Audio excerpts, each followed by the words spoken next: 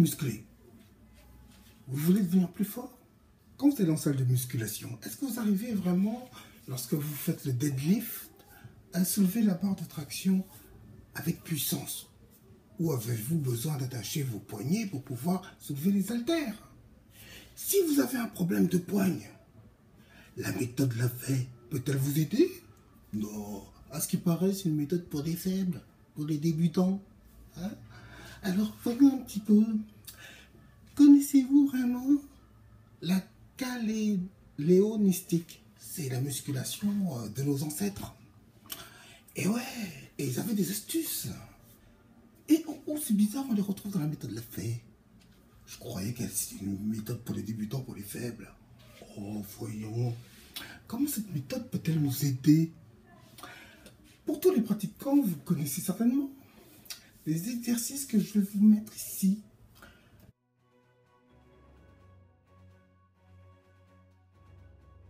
Vous les connaissez certainement.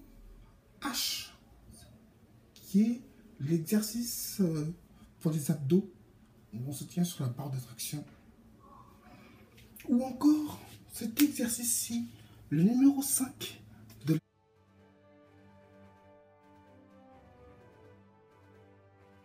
méthode, où on se tient le plus longtemps possible sur la barre de traction.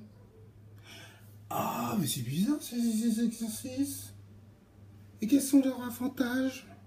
Eh bien, lorsque vous agrippez sur une barre de traction et que vous tenez assez longtemps, et que vous faites ça progressivement, que se passe-t-il?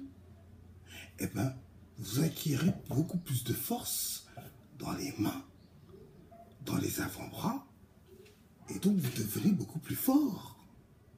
Ah bon? La méthode Lafay ne serait pas pour les faibles? Je croyais que ce sont ceux qui soulevaient les haltères étaient les plus forts. Ah, voilà quelque chose de nouveau. Maintenant, je vous propose autre chose. Si vous voulez devenir encore plus fort, en question de poigne, grâce à la méthode Lafay, que faut-il rajouter aux exercices? Eh bien, on peut faire un exercice tout simple, qui sont les pompes sur les doigts. Vous faites ça en échauffement de votre entraînement. Comment commencer? Sur le sol, vous aurez peut-être du mal. Alors pour un débutant, ce que je recommanderais, c'est de commencer déjà à le faire comme ça, sur le sol, comme vous feriez l'exercice K2 de la méthode. Mais cette fois-ci, vous faites avec le bout des doigts. Progressivement, quand vous serez devenu plus fort, vous les ferez au sol. Mais vous commencerez d'abord par les genoux, pour pouvoir les faire plus délicatement. Et ensuite, vous ferez comme des pompes normales. Et vous verrez que vous allez avoir une pointe d'acier. Et que lorsque vous serez, par exemple, dans la salle de sport, vos mains ne vont pas vous lâcher pour ce qui est de soulever des haltères lourdes. Et pour faire du soulevé de terre, par exemple, on n'aurait plus besoin d'attacher votre poignet pour pouvoir tenir la barre à peine à arriver à 100 kg. Vous pourrez le faire en ayant de la force dans les mains. Vous voyez donc que la méthode Lafay et la musculation classique sont tout à fait compatibles. C'est écrit dans le livre, dès les premières pages. Mais avant de traiter une méthode, il faut peut-être la lire. Ce serait déjà une bonne chose.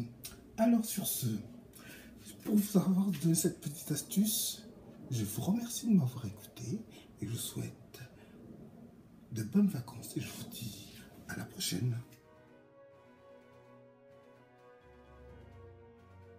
Et surtout, n'oubliez pas, si cette vidéo vous a plu, n'oubliez pas de mettre un pouce bleu, de partager, car c'est vous qui faites vivre cette chaîne. Alors je vous dis à bientôt et à la prochaine.